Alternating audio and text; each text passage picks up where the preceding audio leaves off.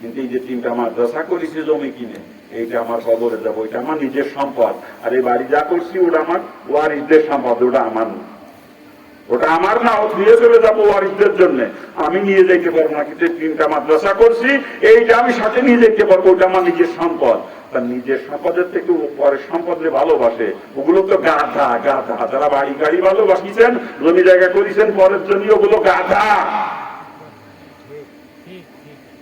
নিজেরে বুদ্ধিমান মনে করেন, আমি তো 50 বিঘে জমি বানাইছি, আরে তুই তো বড় গাধা, তুই পরে সম্পত্তি বানাচ্ছিস, ওয়ারিসদের সম্পত্তি, তো নিজের জন্য পার্থক্য করছিস। বিয়ে যে প্রকৃত বুদ্ধিমান সে তো নিজের সম্পদ আগে গুছাবে, কথা ঠিক না? দোয়া করেন, 3টা মাদ্রাসা করছি, আর আপনার 1 শতক জমি কেউ দিতে পারলেন না, 1 শতক জমি দিতে পারলেন না। পরে কি ওয়ারিসদের এত ভালোবাসেন, নিজের ভালোবাসার থেকে, নিজের থেকে ওয়ারিসদেরকে বেশি ভালোবাসতেছেন। হ্যাঁ, নিজে জাহান্নামে যাইতে রাজি, তবু ওয়ারিসদের জন্য গুছাই ফিরে যাবেন। কি কথা ঠিক কিনা? এই যদি কোনো বুদ্ধিমান থাকেন বলেন যে হুজুর আমি 1 শতক জমি মক্তবের জন্য দিয়ে দিলাম। বুদ্ধিমান যদি থাকেন বলেন। গাদার খাতায় নাম লেখাইয়েন না, গাদার খাতায় নাম লেখাইয়েন না। নিজের থেকে বড় সম্পত্তিকে ভালোবাসে বেশি, সে হলো গাধা। কি মুরুব্বি আমার কথা বুঝতে পারছেন? হ্যাঁ, জমি কম থাকে 1 শতক দেন, 1 শতক দেন, বেশি দিয়া লাগবে না, মাত্র 1 শতক জমি। মক্তব কারখান তুলবে, 1 শতক জমি দেবেন, মক্তব নিজস্ব জায়গায় হবে, মক্তবের নামে দলিল করে দিবেন, আপনি ওটা ওয়াক্ফ করে দিবেন। 1 শতক জমি, আপনার ওখানকার দোয়া হবে তো। কি এরা কি কথা মানে না, বেরায় একেবারে।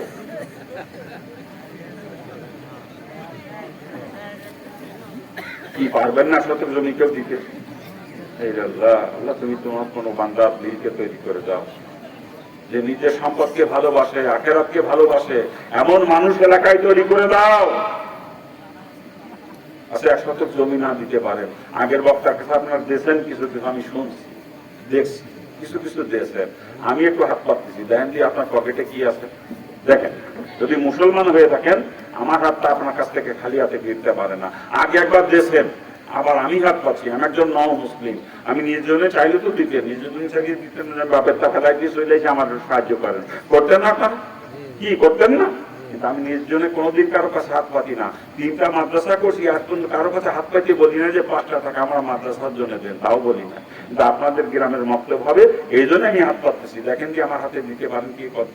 আগে একবার দিয়েছেন, ওইটা আমি দেখবো না, আমার হাতে কে কি দিলেন এইটাই আমি দেখবো। আমরা যারা দিবেন আমি তাদের জন্য দোয়া করব, আল্লাহ পাক আমার এই হাতকে যদি কবুল করে, আল্লাহ যদি কিয়ামতে আমার মাফ করে জান্নাতে যাওয়ার সুযোগ দেয়, আমি আপনাদের জন্য আল্লাহর কাছে সুপারিশ করবো ইনশাআল্লাহ। দেখেন কি পকেটে কি আছে, কত দিয়েছে? 100 টাকা, এতে বড় নোট নাই, থাকলে আমার কাছে বড়টা দিয়ে। মুরুব্বি আপনার পকেটে আছে?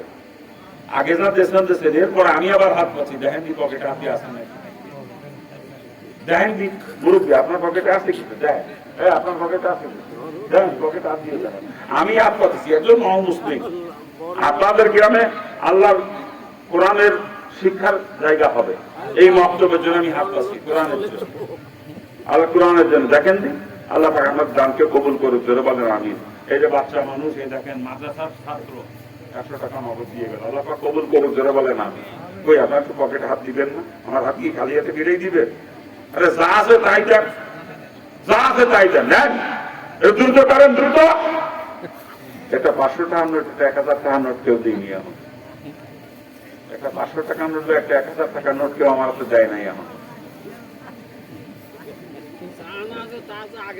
100 টাকার নোটই দেয়, এর চেয়ে বড় নোট নাই কারো পকেটে। 500 টাকার নোট, 1000 টাকা নাই কারো পকেটে, কারো পকেটে নাই। আল্লাহ কিন্তু পকেটের খবর জানে, আমি গায়েব জানি না, কিন্তু আমার আল্লাহ জানে আপনার পকেটে আছে কিনা। ও এরা লাগছে, আমার কাছে শোনে নাই।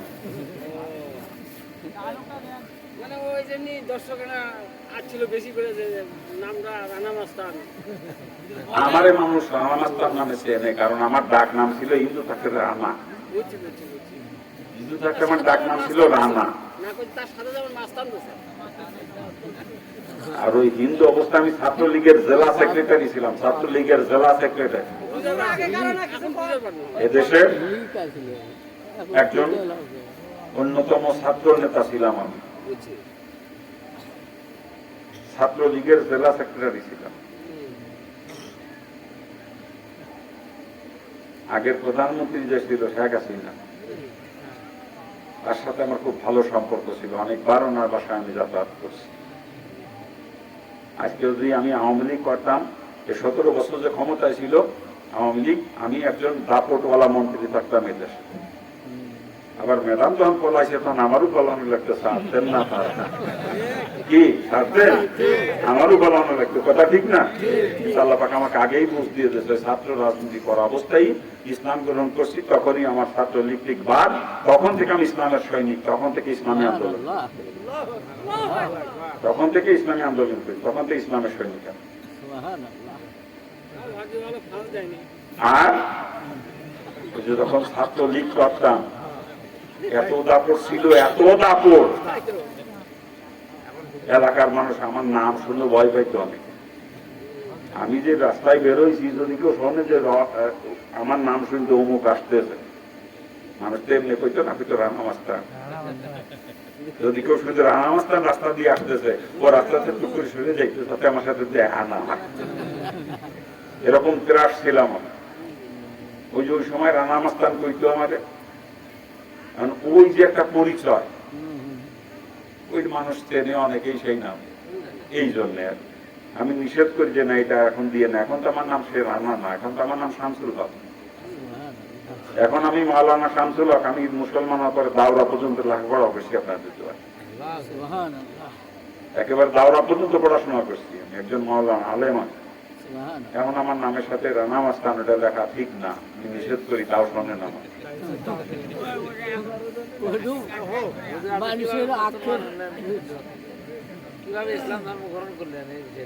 ও বিষয়টি ইউটিউবে আছে, আমার ওয়াজ শুনে নিয়ে ইউটিউবে আছে। এখন রাত বেশি হয়ে গেছে, ফজরের নামাজের দিকে খেয়াল রাখতে হবে, বোঝেন না? আমি হিন্দু অবস্থায় গল্পের বই পড়তাম প্রচুর পরিমাণে, গল্পের বই মনে করে রসুলের জীবনীকে নিয়ে আসছিলাম, গল্পের বই মনে করে রসুলের জীবনীকে নিয়ে আসছিলাম, গল্পের বই মনে করে। আর রসুলের জীবনী পড়ার পরে ইসলামের প্রতি আকৃষ্ট হয়ে ইসলামিক বই পুস্তক পড়তে শুরু করে, ইসলামিক বই পুস্তক পড়তে পড়তে ইসলাম আমার কাছে ভালো লাগে। আবার হিন্দু ধর্মের বই পুস্তক পড়ি, পড়ার পরে দেখি যে হিন্দু ধর্মের কিতাবের মধ্যে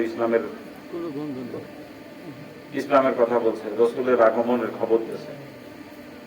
তখন খ্রিস্টান ধর্মের বই পুস্তক পড়লাম, খ্রিস্টান ধর্মের বই পুস্তক পড়তে ওর মধ্যে আমি রসুলের আগমনের খবর পেলাম। তখন আমি বুঝলাম যে ইসলামই সঠিক, রসুলেরটাই ঠিক। আর এই বুঝ যখন আমি পাইছি, তখনই মুসলমান হয়েছি, তার আগে না।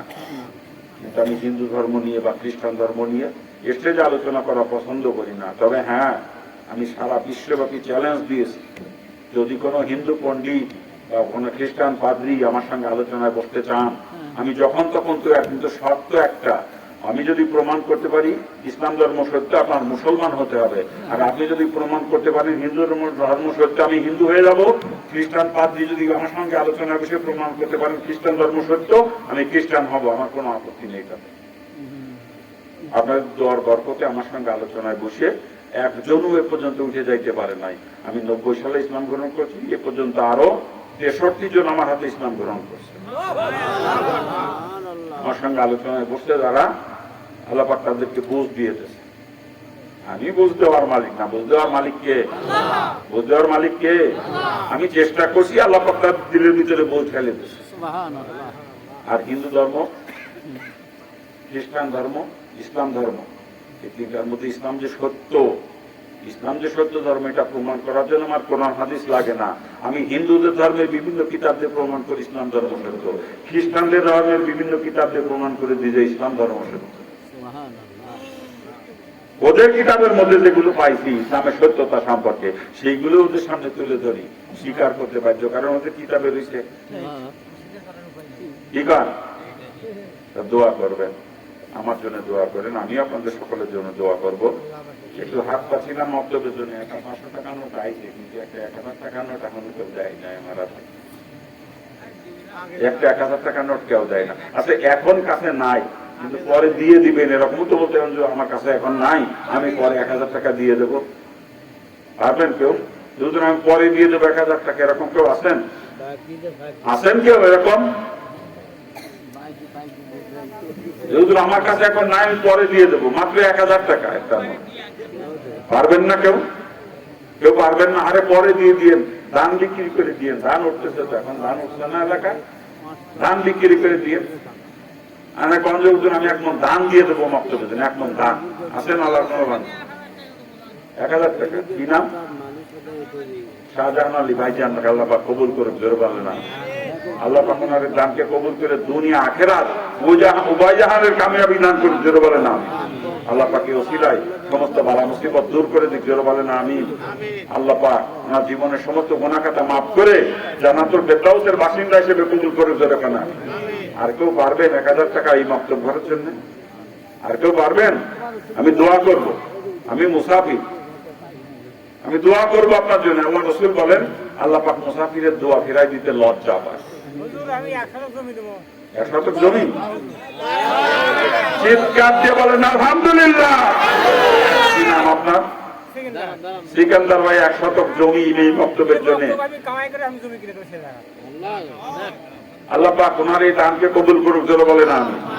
1 শতক জমি দিয়েছে আল্লাহ পাকের বিনিময়ে এই দুনিয়ার 10 দুনিয়ার থেকে বেশি জান্নাতের মধ্যে আল্লাহ পাক মালিক বানায় দিক, জোরে বানান।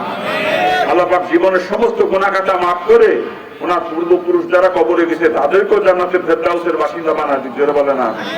আরে জোরে কান না আমি। আল্লাহ পাক ওনার জীবনের কামাই রুজির মধ্যে বরকত দিয়ে দিক, সমস্ত বালা মুসিবত দূর করে দিক, জোরে বলেন আমিন। আরে জোরে বলেন না আমি। আপনারা পারেন না কেউ আর 1000 টাকা দিতে? 1000 টাকায় মক্তব করার জন্য পারবেন? আর কেউ? 1 শতক জমি আগের বক্তা চাইছিল, সেও পাই নাই, আমি চাইও পাইছিলাম না, কিন্তু আল্লাহ পাক বান্দার দিল তৈরি করে দিয়েছে 1 শতক জমি মক্তবের জন্য। আল্লাহর কোরআন শিক্ষার জন্য 1 শতক জমির ব্যবস্থা করে দিবে আল্লাহর বান্দা। আল্লাহ পাক ওনাকে ইসলামের খাদেম হিসাবে কবুল করুক, জোরে বলেন না, জোরে বলেন না আমি।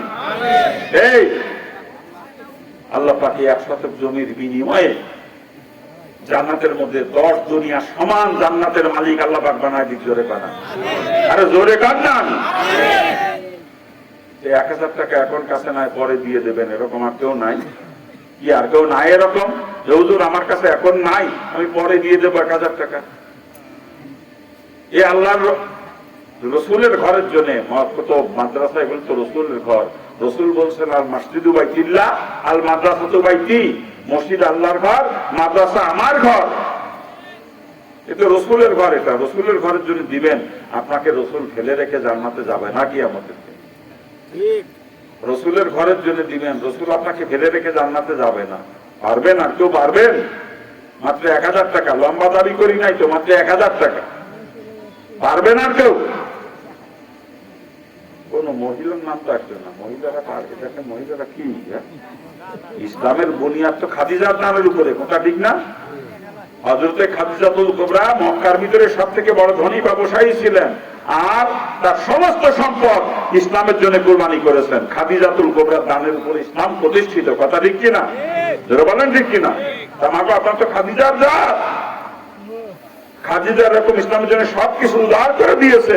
আপনি তত না পারেন কিছু অন্তত শরীক থাকেন, কিছু অন্তত শরীক থাকেন, এর ওসিলা আল্লাহ পাক আপনাকে খাদিজাতুল কুবরার সাথে জান্নাত দান করবে। আল্লাহ পাক মা বোনদেরকে কবুল করুক, জোরে বলেন না। 1 মণ ধান, এখন ধানের সিজন চলতেছে, 1 মণ ধানও দিতে পারেন যে হুজুর আমি 1 মণ ধান দিয়ে দেবো, আমি দোয়া করবো 1 মণ ধানের মধ্যে যত দানা আছে ওই দানা পরিমাণে নেকি আল্লাহ তাআলা আমল লেখা নামায় লিখে দেবে।